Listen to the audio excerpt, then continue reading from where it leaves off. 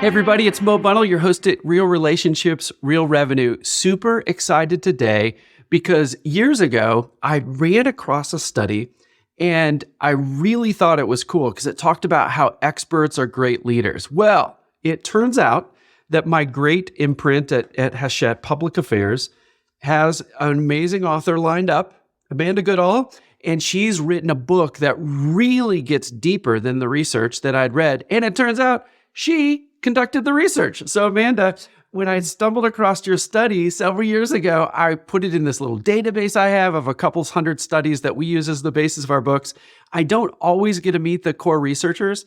And then when the fine folks at Public Affairs says, hey, Mo, I think Amanda would be great to have in your podcast. I'm like, I think I know that name. And then when I got an advanced copy of your book and devoured it, I just thought our audience is going to love it. So we're going to talk about the power of expert leaders. Credible is the title of this book. That says it all. But we're going to dig deeper into this episode, folks, on why experts are better leaders, the impact it has on the people all around them, how to spot them, how to build talent. You are going to love this episode because everybody in the audience has a deep technical expertise. And Amanda is going to show you how to leverage that so you can get the results you want in your organization and have the impact that you want at your client. So Amanda, the stakes are high. That's a pretty big opening, don't you think? Welcome to the show. Thank you. And thank you very much, Mo, for inviting me on. I'm excited. All right. So Amanda, when you think about, let's start with a really big idea that experts are better leaders than non-experts. Can you just I know you got a whole chapter in the book titled this, the case for expert leaders. Can you drop us into that chapter and tell the audience, why is that true? What does the research show? What have you seen out there? Just talk about the case for expert leadership. Go. So the story all begins when I was working with leaders actually in a university, and I noticed the behavior of these two leaders quite different. One was both were research universities, and I was a kind of apparatchik at the time before I switched into being an academic. And I noticed their behaviors were different. And so a couple of years later, after having worked with them for about 6 or 7 years, I posed a research question for my PhD, which was, should university leaders be good managers or good scholars, essentially? And that's where it all began. So I started there.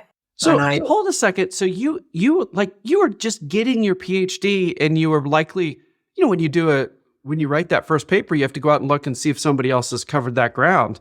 So you're literally a PhD candidate and you're sort of the first person to put their toe in the water for this topic? I think that would be nice to think, but honestly, there's probably been others, social science repeats itself. And to say that I'm entirely the first would be unfair to other people who will have said this in the past.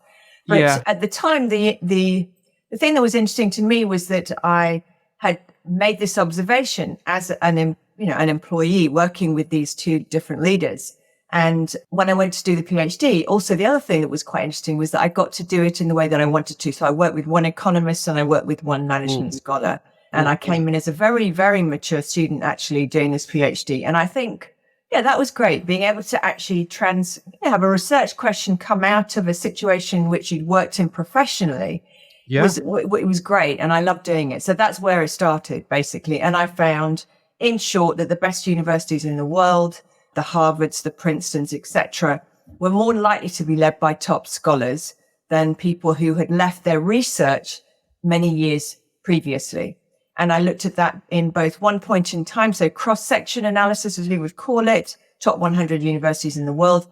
And then I looked at it longitudinally in UK universities using a measure of performance over about 12 years. And I found the same thing, that you want really good scholars leading universities and not just not people who gave up their research really early on in their career because they lose touch with what's happening. So we can talk about the whys and the hows later. But so what I did was I wanted to try and replicate this finding, and I just went searching for data sets where I could again try and put this hypothesis to data. And so over the years, I've looked at inside universities, at university departments. I looked at America's the economics departments across the United States of America, and I found the same thing. Great scholars as chairs. I looked at Formula One racing and found that the best principals in Formula One racing were more likely to have spent most of their career either in a car or right on the track. And if you think about Lewis Hamilton, he started racing in a go-kart at about the age of 6. Ooh. I also looked at basketball with 2 economists, one based at Cornell, who've looked at sports data a lot, Larry Kahn. And we found again that the best basketball players, all stars, are more likely to go on to make the best coaches. And I could go on. So I've now replicated this in many studies. The one that I think really drew me in a lot was in healthcare. I was just, again, looking for another data set. And I found the US News Best Hospitals ranking. And I put a very simple question to that.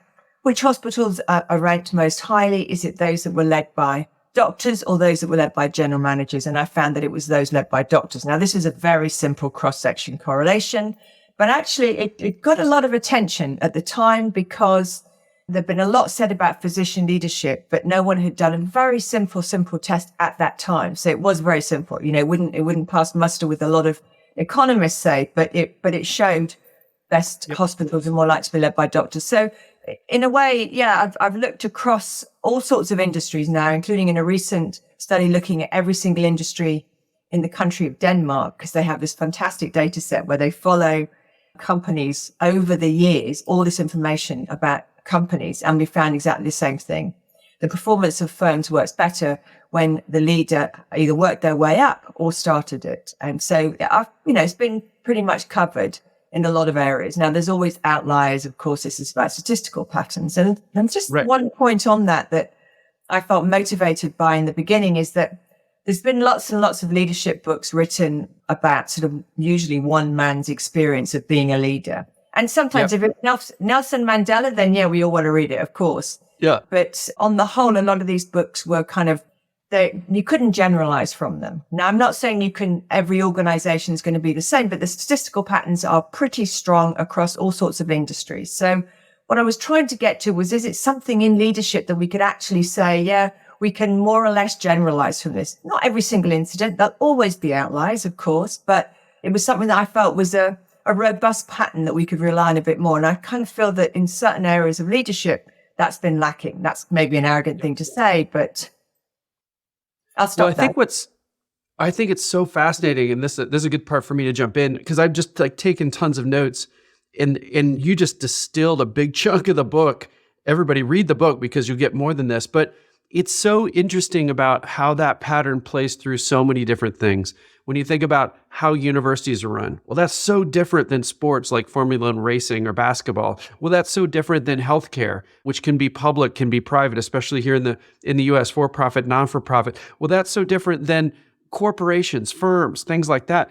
What I think is interesting is that this research you've basically replicated across all these different domains. The same thing ends up being true. And audience, what I think is important for you is you are the best leaders.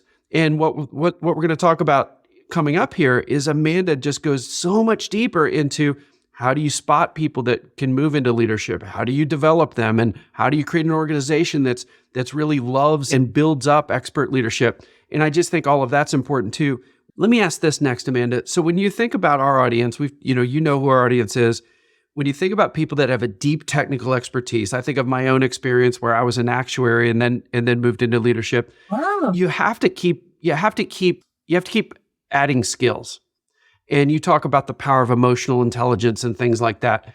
If we just dovetail off of this idea that experts are great leaders, and the statistical patterns show that, if somebody's in the audience that are like, you know what, I've always wanted to move up into leadership, what's the one piece of advice you would give them as they navigate their journey? Then we'll get into the other chapters of the book. Am I allowed to do 2 bits of advice? Okay. The first one is don't give up the day job. Don't give up your core expertise too early. Do not deviate and think, I want to become a leader, so I'll just get past my medical exams and then I'll go into leadership. That I believe is a no-no.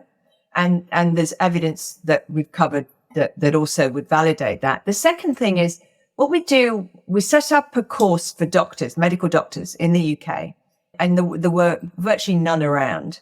And the first module that we have, and it's an academic module, so it's quite unusual to put this stuff in an academic module. The first thing we do is hold that mirror up. Because you could be a fantastic doctor, brilliant surgeon, brilliant physician. But if you're an asshole, excuse me for being rude, then, it doesn't matter how much information you have. So the first thing we do is hold this mirror up. So the first thing I would say, those two things, don't give up your day job too early. And secondly, think about yourself first. Think about who you are. Think about, I think behavior is probably the most important starting point on leadership stuff. And I've come to learn that, actually. Well, let's double click on that for a little bit before we move on to another topic. The don't give up the day job is clear and it's easy. And I couldn't agree more. It's just so powerful that I see the people that rise up to leadership don't, in our world that we're teaching business development or client interactions, the folks that still hold on to some client relationships while they lead others that do so, they're staying in touch, they're vibrant, they know what's going on in the market. They don't have to do as much of that as they did before, but still having like one key or two key client relationships is really powerful. I just think that's so important. On that hold the mirror up idea, go and double click on that. Are you thinking like an assessment or figuring out if I'm the person in the audience, what I need to learn next, what I'm good at, what I'm not good at, what a 360 review? When you say hold the mirror up, go a bit deeper.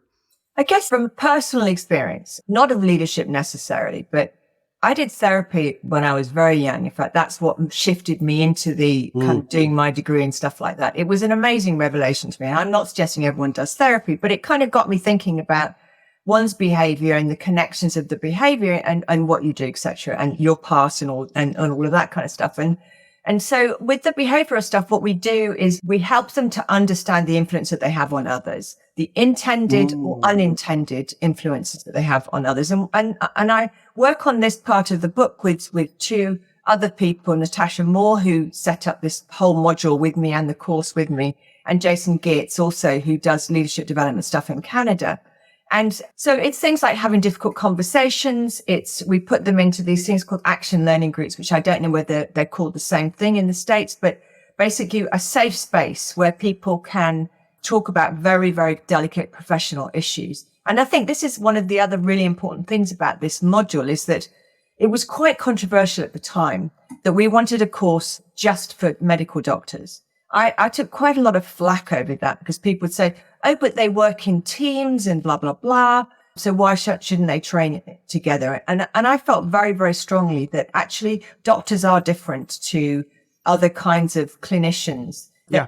They're trained separately. They're trained for longer. They are in a different position. And in all of our countries, they're the ones who sign off on life and death decisions. They have a responsibility that no one else does. And so a really important part of this, holding the mirror up, being open, being honest, was about creating this safe space. So the doctors, and let me tell you, it's the most diverse bunch of doctors, all specialties, diversity, sexuality, everything. We've got the most amazing, always had the most amazing cohorts of doctors, but they are all medically trained. They are all doctors. And so they can show their weakness. They can open up. They can show their anger, whatever it is they want to do in this space with each other. And no other professions, if you like, are aware of that. And we found it was a strategy that I took when I set the course up. And I would say it's one of the strongest things about that course now is that doctors feel safe to unpack all the kind of crap that they might have in their emotional toolkit, and they can do it with their peers. And it has another side of that is that the seniors learn from the juniors. So you've got a senior doctor, and one of them, Sanjeev Sharma, who was on our very first course, he is the medical director of Great Ormond Street Hospital for Children, very famous hospital. And he did the course in the early days, and he said, it's really interesting because doing it with some slightly younger, more junior doctors, and they have to reach a certain threshold to be able to do it, by the way, gave him the chance to hear comments and feedback from younger doctors that he knew would never say this to him in Great Ormond Street Hospital because they wouldn't say it. And of course, the reverse is true as well. Younger doctors get to hear from more senior doctors. So that's true as well. But that was also a revelation. So I know I've gone on for longer than you said about the behavioral stuff. There's so much good stuff here. I'm thinking of 3 points. One is for the audience. One is, I think when a lot of times we'll set up our courses, people say, hey, what role should we have in this training class? We're going to have 20 people in there. Safe space, to your point. Obviously, we're teaching more relationship skills than leadership skills. One of the Accept audience for Grow Big Leader training, which you haven't taken that, you need to ask us about it. It's fantastic how to lead others to grow their book of business. But in those classes, a lot of times people say, well, should we have this role or that role? We're like, we like to have a mix of roles. In your first class, you should have people that are excited to be there. And you want folks just starting out for this in the business development journey with your most senior rainmaker, but wants to get even better. And the dialogue we see in that room, Amanda, is unbelievable. And that's what people say, oh my gosh, I learned from each other. And the desire to grow is the key thing. The desire to get better is the key thing, not you're in this role or this region or whatever. So that's thing one. Thing two, the best person I can think of that's growing at a rapid rate is somebody named Ernesto Pagano. He's one of our clients. Folks, we recorded an episode with Ernesto. You just have to listen to him talk about how he thinks about his personal growth. I'll put those show notes we'll have our folks put the show notes in, or the link to the show in the show notes, and you'll be able to listen to that. The main thing though, Amanda, I heard from what you just said is, and I want to test this with you, audience, if you want to go into leadership, keep growing. So what a lot of professionals I see is they learn their craft, they get to the level where they can lead a big account at a healthcare company, that they're a partner at a professional service or whatever. They get to the point where they can lead client relationships and they stall out. They're like, tick the box. I learned my stuff. I'm going to keep learning the stuff. And I think Amanda, what you're saying is no, learn your influence on other people. That is powerful because then that says, oh man, I've got to learn how to have emotional intelligence. I've got to learn how to communicate. I've got to learn how to set strategy. I've got to learn how to execute the strategy. I've got to learn all these other things. But folks, if you can add those to whatever your core expertise is, the sky's the limit. Amanda, is that your take? Yes, it is. And there's something that when you were talking, the thing that I think is the most important. So one of the big areas is that you're an expert. You've done really well. You reached the top of your game. And the thinking used to be quite prevalent. I'm hoping it's declining a bit, is that, hey, I'm brilliant at what I do. That kind of means I must be brilliant at everything. And we've seen that sort of arrogance that you can get in certain leaders. It's not something, I won't mention names or anything, but the one thing that you need to be able to keep learning is you need humility. You need to have an open mind, and you need humility more than anything. Now, I know it's a cliche and there's probably lots of books written about that, but actually that's the most important thing. You need to at least recognize that you might still need to learn something, that you might always need to hold that mirror up when you get older and when you become more successful. And of course, the more successful you become, the less likely anyone is ever going to speak honestly to you. They're not going to, all this stuff again, speak truth to power, yada, yada, yada. We love hearing that stuff, but actually how many people are able to do that? Yeah. So the other thing we have on the course, actually, which we integrated into the actual program, is every doctor has a professional coach that travels with them throughout the whole 2-year program. So again, this is another way of truth coming back at them from this professional experience coach as well. But I think humility is the thing that is required, isn't it, Mo, from what you just said? Well, and it seems like that relates to Otadi's research around earned dogmatism too, which I bet, So your thought, like the idea, well, you're the researchers, Amanda, describe earned dogmatism a little bit, because I think it's so darn prevalent or relevant here. Your thoughts?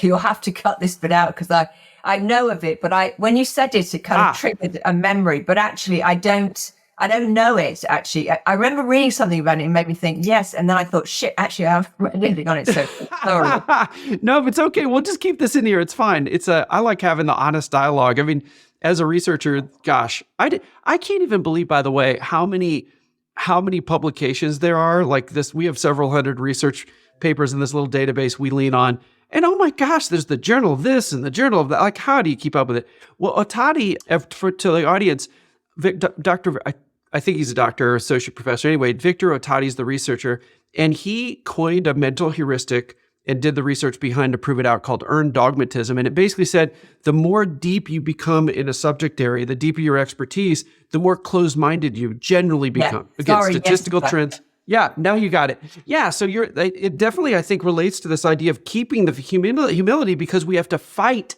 the earned dogmatism, because it's crazy. It's almost like in the beginning of our careers, the open-mindedness that let us develop a deep expertise over time becomes closed, because we're spending all this time giving the answer all the time to clients and partners and colleagues and all that we actually close our minds and we have to like fight against that and say, no, every day is a new day. We have to keep learning, back to your humility comment. So thoughts on that before and then I want to get into happy workers after this, but close out this section with some thoughts.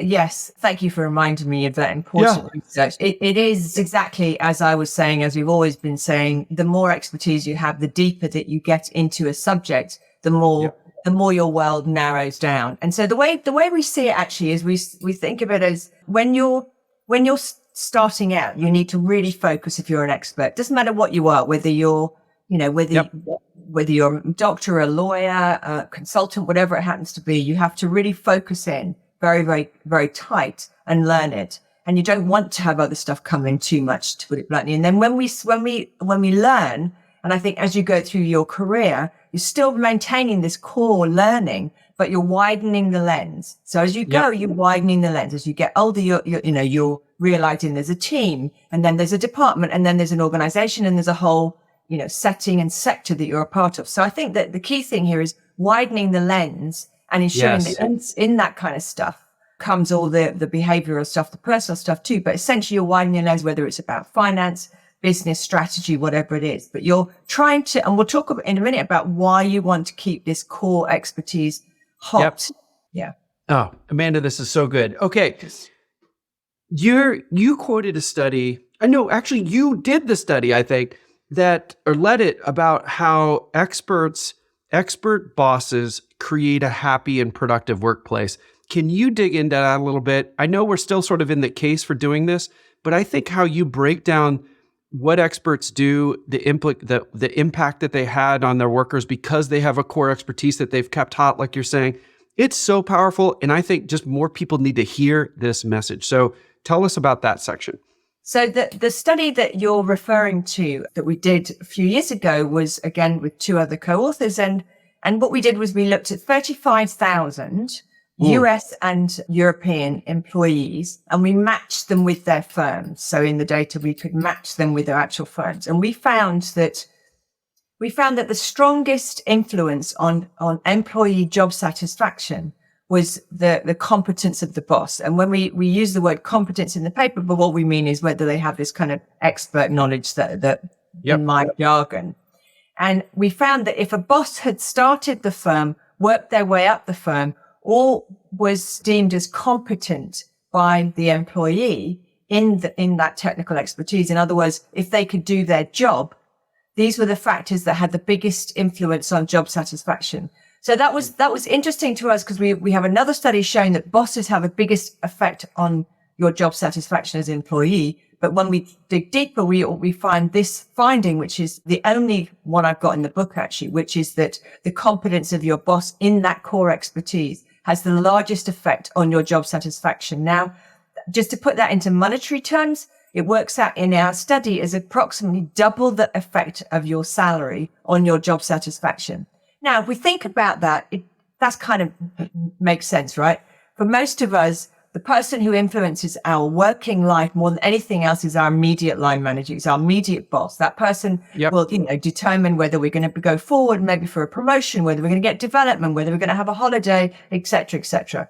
So if you think about it, it makes complete sense. Now, why is job satisfaction so important? And this is work done by co-authors of mine, not mine. And I cite many people. There's a growing field now showing that job satisfaction, that happy workers are very important to productivity. And again, it's kind of, it's not rocket science really. If we think about it, if I'm very, very unhappy, it's unlikely that I'm going to be producing great stuff. And this kind of goes counter to what economists used to think. So they used to think that, get that stick out. You've got to keep them mean and lean and all those other cliches. And in fact, that's completely washed aside now. We know this in many, many studies, experimental studies, in large data sets, with large data sets also, that happy workers are more productive workers. And it's shown in lots of different ways. So that's why job satisfaction, apart from the fact that, yes, of course, you want your employees to be happy at work, to enjoy their work. The reason it's also important for, from another perspective is that they are also more productive. Yeah. Gosh. I can't help but think of the ties to our leader training, and that these are some of the things that we quote too. So basically the logic is boss competence drives satisfaction, or we could call that happiness. Happy workers drive productivity. And don't also, I feel like I've stumbled across, and I can't cite the research on this, but also being happy at work has leverage implications at home as well, like in your in your overall health. And like there's a ripple effect here that is massively important that impacts actually mental health and all kinds of other things too. Yeah. Now, I can't remember that for sure, but I think that's right. Do you have any recollection of that kind of thing? I'm just trying to think of references to that, but yes. I mean, yes, I'm absolutely certain that there is research out there that says that. And let's be honest, it makes sense. It's common sense. Now, the other thing about job satisfaction actually is that we also know that if someone says, if you say, Mo, that you're unhappy in your job, it's very likely that a year later you won't be in that job anymore. So we also know that people who report high job satisfaction are less likely to quit. And that's really important. At the moment, in our world where we can't find enough employees in many sectors, in this country, they're trying to entice people back to work. All of these things become very important. And quits are massively expensive to businesses, both in terms of the replacement factor, but also the effect it has on other people. So that, another string to its bow. Yeah, no, I love it. And it's so powerful. All of this is so powerful. And it all starts with that boss competence, which is correlated to expertise. You also have a section in the book that talks about what makes you happy at work. Your leaders, supervisors, managers are the single largest effect. That is right, aligned with everything we're talking about. But also, I think expert leaders are more likely to, and this is, I don't have research behind this or anything, this is just personal experience, but the other things that you talk about, I feel like are probably correlated, to having an expert leader. Like, number 2, doing interesting work. Number 3, having job security, employee pay, maybe having autonomy. Number 5, opportunities for promotion. If you're growing, if you're driving in business, if you're bringing in business, you're growing. And then, so that opportunity for promotion is number 6, doing work that's useful for society, have an impact on the world. Number 7, quality of relationships. Another thing that you can drive in as an expert leader. So I just feel like not only can we impact overall job satisfaction or happiness, but an expert leader, when they do things right, because they know the business, can probably steer things in the right direction for these other levers too. Exactly. Correct? And if we take a step back from the job satisfaction and think about the intervening variables. So what are the factors that are communicated that happen between this expert boss and the employee? Yes, run with that. Right. So this we've done in a number of studies, 4 studies in different countries. And we found that, and it makes sense. Again, there's common sense thinking here, but we've got this empirically found. If your boss understands the work that you do, if your boss did your job to quite a high standard, and that's quite important, actually, this person becomes somewhat of a mentor. This person can guide you. I want to become a great gardener, whatever it is, a chef. Yep. I want to become a great chef. And I've got this amazing person above me who has already established a great restaurant. It's her restaurant. She can advise me in what I have to do to improve the skill of the core business that I'm doing. She can advise me on, how to progress my career. She can talk to me about the pros and the cons of what I'm doing, et cetera, et cetera. She might suggest a particular kind of development training that I need because she knows that she's already walked the proverbial cliched walk, et cetera, et cetera. Yep. So what we find is that what we call the manager practices in our world are very important because this person's done it. They understand what you need to be as good as them to get through that. And being as good as them is an important point. And that's an important thing at the top of the organization and as a line manager. What we don't want is someone who wasn't a very good lawyer. So, okay, I'm going to skip the legal stuff and just go straight into management. We do not want that for many reasons. And we find that these are the ones that are leading in lower performing organizations. We want someone who we can admire, who's going to motivate us, who sets a standard. And there was a great quote from Patrick Harker that's in the book about how the standard bearer must first set the standard. And Patrick Harker was the Dean of Wharton Business School at the time. And I thought it was a fantastic quote and so, again, a kind of obvious idea. You've got an organizational leader. You want someone who represents the best of that organization in a sense. So Paul Nurse is a Nobel Prize winner who heads up the Crick Institute in London.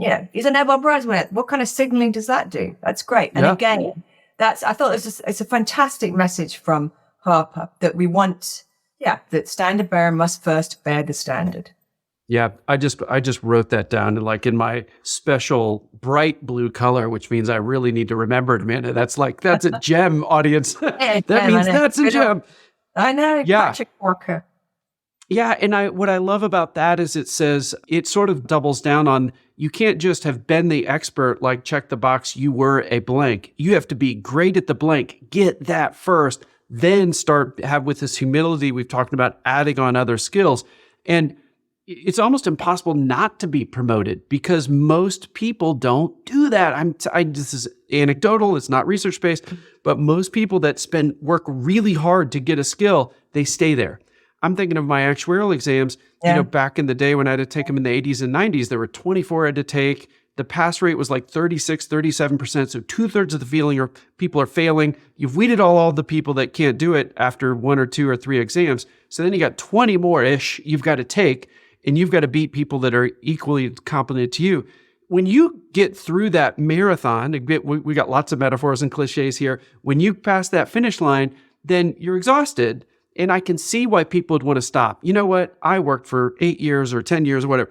I'm a fellow of the Society of Actuaries, our designation in the US and Canada. I've made that, I'm done. But that's not the right mindset. You'll have a great career, you'll be an actuary or whatever your career is, folks. But if you can just open your mind and think, you know what? How can I put that mirror on myself? What Amanda talked about, learn that next skill and just slowly learn. You don't have to keep learning at the pace you did to get to your designation or whatever. But if you can keep learning these skills, you can have a bigger impact on the world because you can rise up through management. Anyway, I'll get off my soapbox. No. It's brilliant though, because if I can dive in here for a second. Please. There are 2 things that relate very closely to that. Number one is, and we did this. So I got a phone call from this organization in Denmark that represents all doctors. And they said, Amanda, you must come to Denmark quickly because the government's going to change things here and we need doctors to go into leadership and they don't want to do it. So I said, well, how do you know doctors don't want to go into leadership? Anyway, long story short, we surveyed them on a very short space of time. We got quite a good response rate back and we found the ones that responded, 70% said that they were prepared to go into leadership management positions. But the point is what we did ask them and how many staff surveys ever asked these questions? What we said was, what would incentivize you to go into leadership management and what are the disincentives? And what you get is you get organizations saying, we need you to come into leadership management. And we're kind of, well, what are you doing to incentivize them coming in? You want more women, you want, more diversity, etc. What are you doing? Where are you turning that lens onto them and saying, how can we incentivize you into these organizations? What are we doing wrong that is inhibiting your skills and stopping you from coming into this? So that's the very, very first thing, is that the organizations need to ask the question, are we incentivizing the right people coming into leadership management? Yep. The second thing as well is about the individual. Sorry, dog's barking in the background. That's okay. It's true that people often think that they love their core business. They love their law. They love their, I keep going back to the same ones, and they don't want to, why would they leave it to do management and leadership training, to take on more responsibilities? And we know this from all the research, the increase of administration, blah, blah, blah. Now, the other thing about the individual, the other thing about the individual is they also have to learn to think about what would incentivize them to do it. So we do this in the training course, and we think, if we were to throw that back at you and give you the survey, which says, what would incentivize you? What are the disincentives? Are you prepared to ask for those things to be changed so that you would come into those organizations? So there's some onus on you as well, not just say, oh, management in with what do they used to say in medicine, always going with the dark side, et cetera, et cetera. Experts need to gain the confidence and the insight about themselves to know what would motivate me to go into leadership management. Yeah. If I was asked, what would I want to say back about how I might want things changed to make sure that it was the right kind of job for me to go into? And I think that organizations have got to think much more about that. And we probably are now. Now, the other final thing is that the worry that I have, and particularly this is, I would say, in both the United States, probably in Canada too, and many countries, sort of public services, education, in our case, healthcare, etc.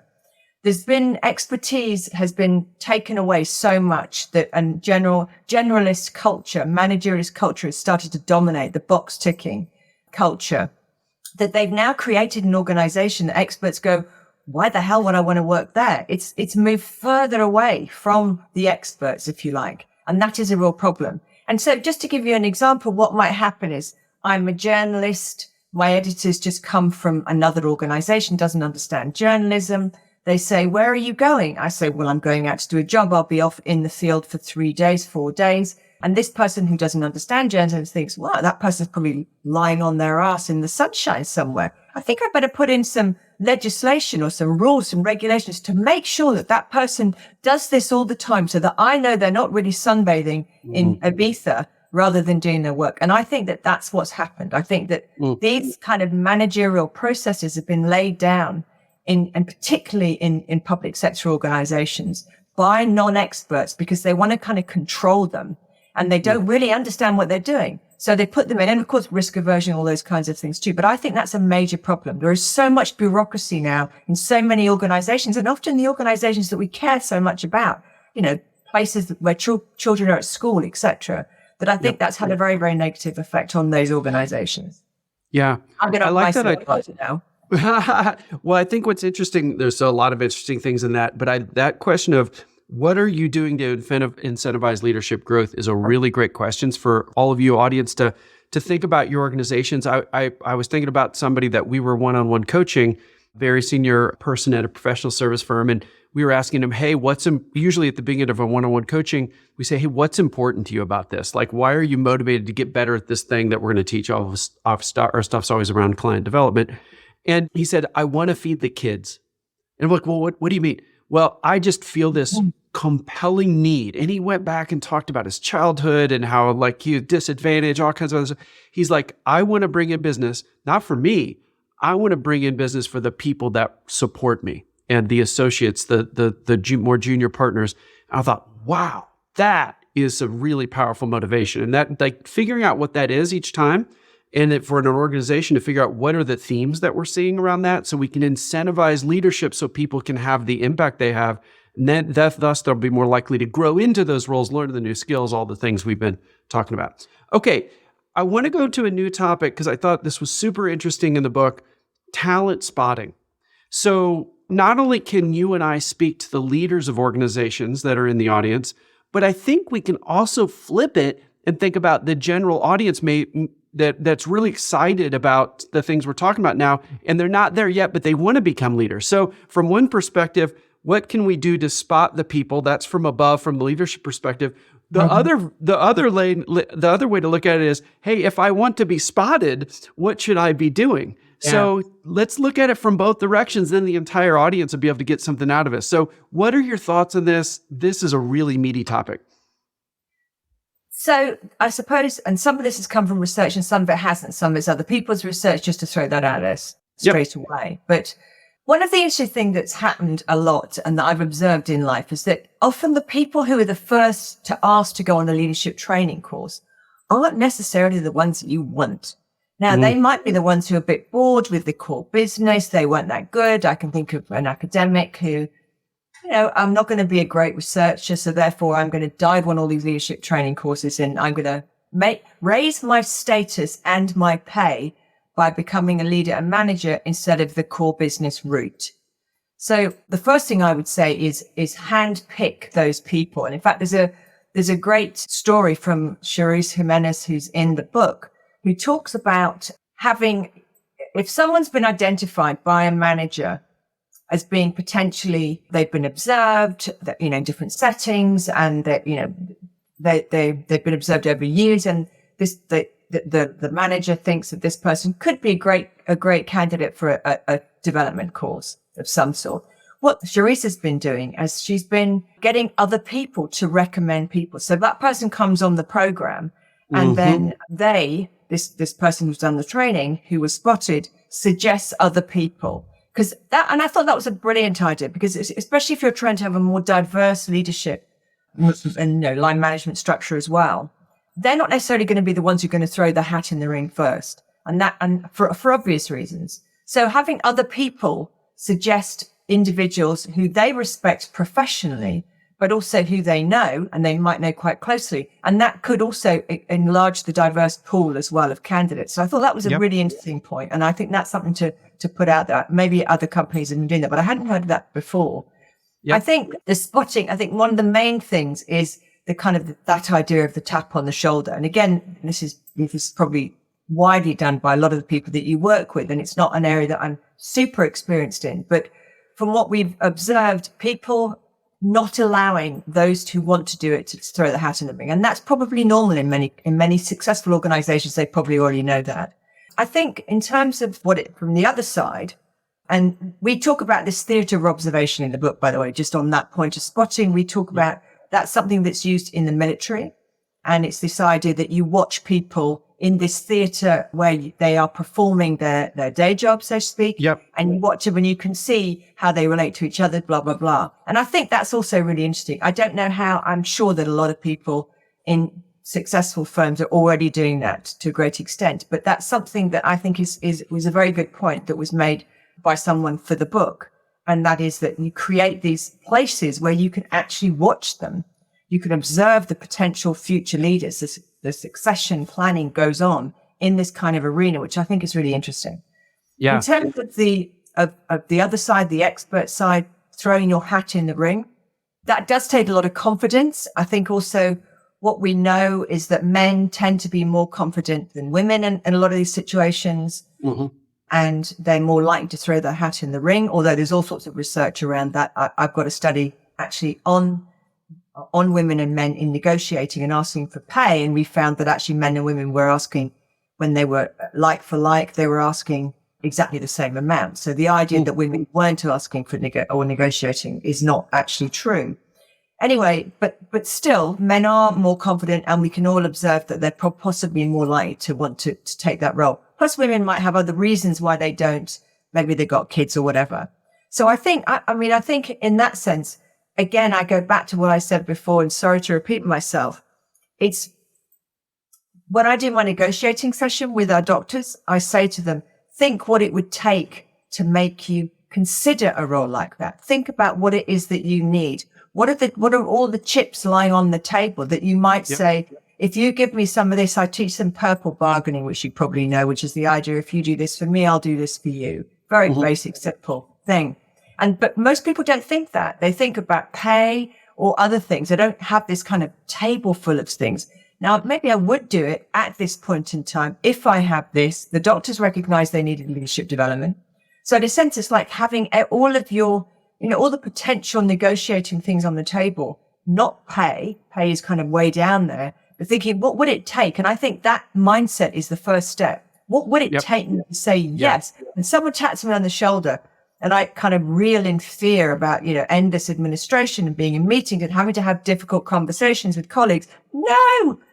Think about all the possible benefits of that, of the job. But also, what would you trade off to take something, to take a first step, maybe a second step? That, I think, is the most important thing. I like that a lot. I think you really landed on some gold there. Is if we're the expert and we're looking at, we want to be spotted, so to speak, we're that part of the equation we've been talking about. What would it take for me to say yes? This I think is a good one. Another one, just as you were talking, that I thought about is, and I want to get your feedback on this, is asking for advice. So let's say I want to be spotted. Well, going around and interviewing a couple people that at some point in my career, I'd like to be them, say, I really look up to you. I like the impact you're having. I really like these things, it seems like, that are part of your role. This is a great question, audience. What would you do if you were me at my stage in my career to put myself in a position to get that? What's glorious about that question is you're not asking to get promoted at this stage. You're enrolling them in your success, which I think will, A, get really good ideas. For one, you're just going to get a good perspective. But B, also, they might start acting to put you in that role. Like the conversations that are going to happen after that. Janie came to me and she asked me this. God, hey, Sally, head of HR, she seems really good. I haven't worked with her a ton. She's 3 levels down below me, but she seems like a real go-getter. What do you think? Well, now all of a sudden conversations are happening to get you promoted or make that next step. So Amanda, what do you think about that idea of asking for advice? Yeah, no, absolutely. I mean, that is a very obvious thing to do. And again, experts sometimes might think that this person is very senior to me in this call, whatever it is. And therefore, what chutzpah have I got to go and ask this person something when they are so much higher than me? Because obviously often expertise, because you go up a kind of gradient in expertise, there is maybe a more obvious hierarchical structure there. And that might be in your own, some junior doctor has to go and talk to some senior consultant or whatever. But absolutely, I think that is incredibly important. And it's this idea of you signaling to somebody senior that you might be interested in taking that path. And that's the most important thing, is this signaling idea. Absolutely. I love it. And again, that often that will be done. If I think of my observations in life, because I've seen quite a bit of it. Often it might be done by the kind of cliche, very confident young male. No disrespect to men, I love them deeply, but the confident young man who sort of is thinking ahead. They've only just put their walking shoes on and got their long trousers on, but they're thinking about running the organization, and good on them for thinking about that. But a lot of people, especially experts who have come up through this, as I said, this training, this hierarchy, these levels, are going to think, I can't possibly run before I walk in any circumstance.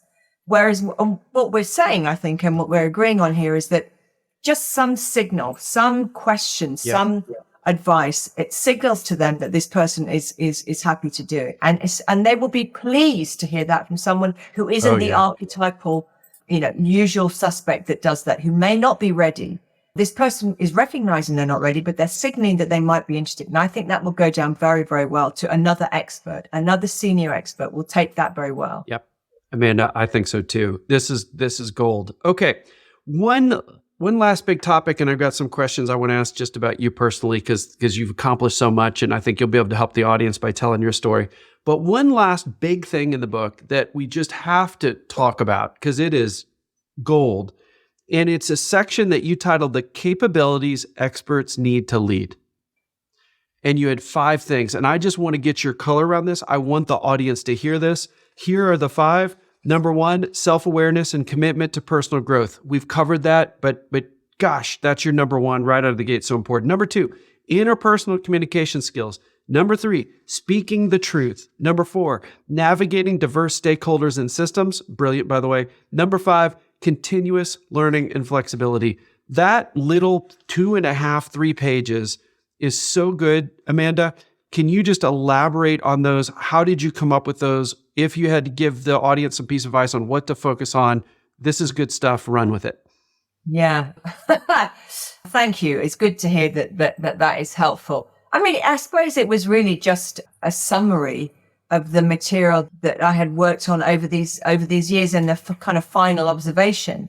And in the last chapter, actually, where I think this goes, it's where I think it's in the last chapter, I can't remember, but it's basically where I look at what an expert-friendly organization looks like. And that's where I draw from a number of different organizations. And I think of the things that I haven't talked about, and I draw in that chapter, I really do draw on a lot of other people's research about speaking truth, about, in a sense, they're sort of cliches, but actually they're very, very important. And we find this ourselves, that a doctor can tell you that you've got, 6 months to live, but they can't comment on the behavior of a colleague, etc.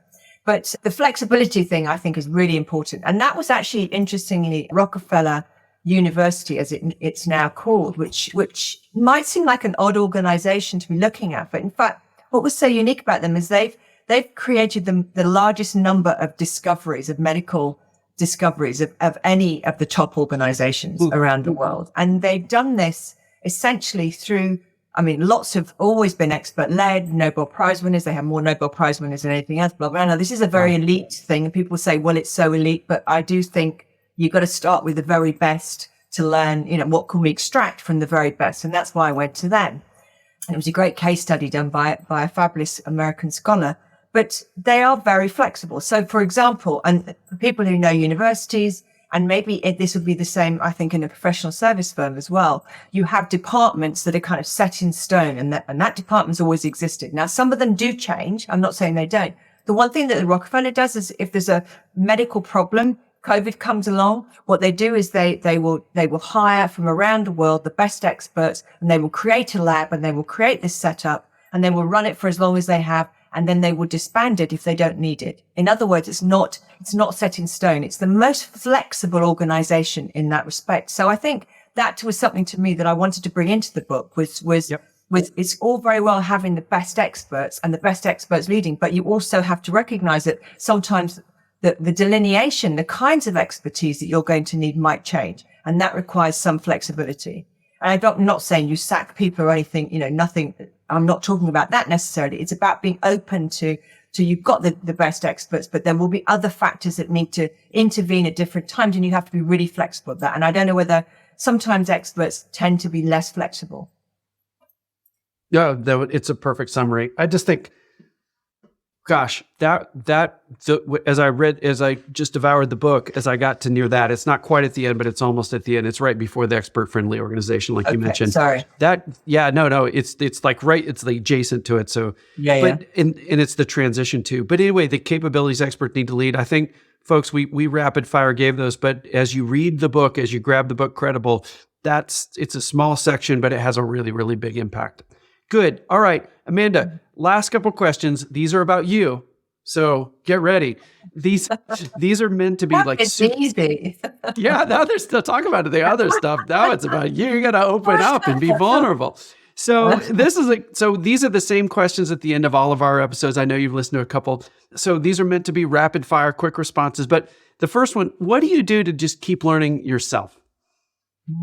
Yes, it's true. And it's very important actually when you have research like this and you really believe it. Yeah. You keep thinking, I've got to have a very open mind, be objective, all the rest of it. So what do I do? Yeah, good. Oh God, drink very good red wine mainly. But I try and tell myself all the time because I've got quite a strong personality and I do believe in this research, but trying to keep an open mind. Absolutely. Yeah.